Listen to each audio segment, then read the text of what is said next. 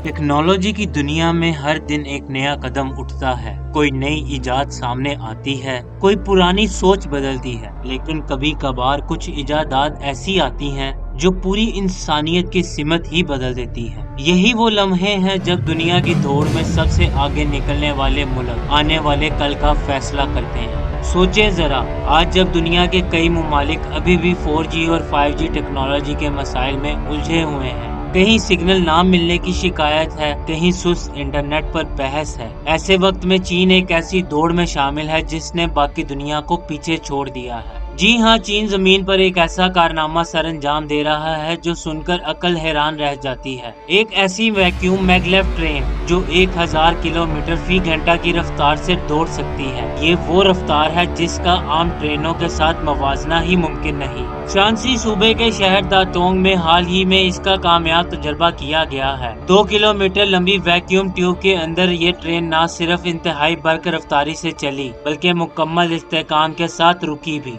साइंसदान कहते हैं कि इस कामयाबी के बाद बीजिंग से शंघाई का 5 घंटे का सफर 1.5 घंटे में किया जाएगा। सोचे 5 घंटे का सफर सिर्फ 90 मिनट में तय करना। ये सिर्फ रफ्तार नहीं, ये तो वक्त की कैद को तोड़ने के मुतरादिफ है। यही नहीं, चीन ने इससे पहले 600 किलोमीटर फी घंटा की रफ्तार वाली CRRC 600 मैगलेव ट्रेन भी तैयार की है जो 2025 में चलने के लिए तैयार है। लेकिन वैक्यूम मैगलेव ट्रेन तो गोया टेक्नोलॉजी की दुनिया में एक नया इनकलाब है। ये वो इनकलाब है जो इंसान के सफर के अंदाज को हमेशा के लिए बदल सकता है। जब बाकी दुनिया अभी भी मोबाइल नेटवर्क की रफ्तार पर लड़ रही है, चीन मुस्तकबिल का सफर को हकीकत बना रहा है। वो मुस्तकबिल जिसमें फासले सुकड़ जाएंगे, वक्त छोटा पड़ जाएगा और इंसान नए दौर में दाखिल होगा। वक्त तेजी से बदल रहा है। लगता है आने वाले कल का नक्शा, आने वाले सफर की सिमत और आने वाले इंसान का ख्वाब सब कुछ चीन ही लिख रहा है। सवाल ये है, क्या बाकी दुनिया इस बर्क रफ्तार दौड़ में शामिल हो सकेगी या फिर हमेशा के लिए पीछे रह जाएगी?